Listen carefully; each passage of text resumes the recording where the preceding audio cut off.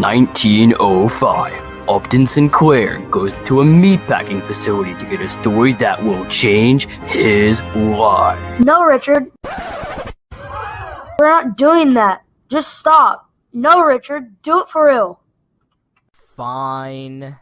Before the Meat Inspection Act and the Pure Food and Drug Act, American food production factories were attempting to maximize their profits by cutting corners, by putting workers into dangerous work environments, implementing ineffective safety precautions, if any at all, and by putting in diseased, unclean, or severed body parts into their food.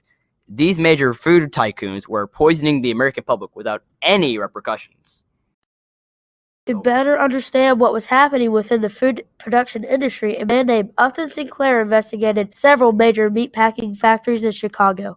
Because Sinclair's book, The Jungle, publicly criticized and brought these atrocities to light, the food industry was forced to change their standards. We now have a much safer selection of mass-produced foods as a direct result of Sinclair's work. See, that was not too hard now, was it? This is Look Before You Eat, the tragedy of America's meatpacking industry in the 19th century. Richard, not again! Upton Sinclair was born in Baltimore, Maryland in 1878 into a lifestyle with exposure to both riches and poverty. While his father, an alcoholic and a failed wicker salesman, would struggle to feed the family, his mother would take him to visit his grandmother, where he would witness a life of luxury. Sinclair started school at 10, and while Sinclair struggled because of this, reading helped him get through it. Despite his struggles, Sinclair was able to attend City College in New York at 14 and graduate at 20. He would pay his tuition by writing short stories, jokes, and magazine articles for Boys Weekly. After his graduation, Sinclair continued to create many books. As a freelance journalist, he would take commissions for stories from newspapers. In 1904, Upton Sinclair received a huge job. Fred Warren commissioned Sinclair to write the story for the paper, Appeal to Reason, on the exploitation of immigrant workers in Chicago. Chicago wasn't the most sanitary place. Some meatpacking plants are located right next to the river, making it a great place to put their waste. Cholera and typhoid fever spread from river water stored to drink. The water from the Chicago River was stored in water cribs for a growing city. It didn't help when in 1885 a storm released sewage into the river, leading all the way to Lake Michigan. But sadly, this wasn't Chicago's only problem with contamination and disease at this time. In the early 1900s, there was a big issue facing many immigrant workers. Because there was such an influx of immigrants in America, the workforce became overflooded. Employers knew they could just pay their workers less, and if one wasn't supporting it, he could just be replaced with one of the many immigrants in supply. As a result, workers were often underpaid and overworked and had no safety regulations in their factories. They were subject to many diseases on the daily due to their direct and constant physical contact with unsafe animals and holding facilities. They was a way for Chicago to bring together all of its resources for the processing and the packing of meat. The Union Stockyards was the largest livestock market in the world. The food itself wasn't much better. Animals like cows and pigs were held in close quarters, which was very unsanitary, as it allowed for the transfer of diseases from one animal to the next. These sick animals weren't treated for these diseases and were sent off to be slaughtered and consumed alongside the animals that were healthy. This was such a common practice that many Americans had simply accepted death via spoiled or diseased food. Start. I don't feel so good. Chicago increased their size to get closer to railways. The reason for this was to get better access to livestock via trains. But similar to the holding facilities, these animals were held far too close, leading to further diseases. Record hog run was 120,000 hogs in one day. If you think about that, a hog is a fairly substantial animal, and in one load 120,000 of them on a train and then sell them and then send them out the same day was pretty amazing. Sinclair went undercover as a factory worker and investigated working conditions for 6 months. What he saw was shocking. Men would accidentally cut themselves and lose fingers while cutting the meat. Bathrooms, which were rare to come across, had no soap and no expectation for keeping clean hands. Facilities without bathrooms required workers to relieve themselves in a designated corner. Ugh, gross. Due to these unsanitary conditions, many caught diseases and would cough and sneeze near or directly into the meat. Men managed to hurt themselves when carrying objects that were far too heavy. These injuries would cause them to miss work or be replaced by a younger, less injured option.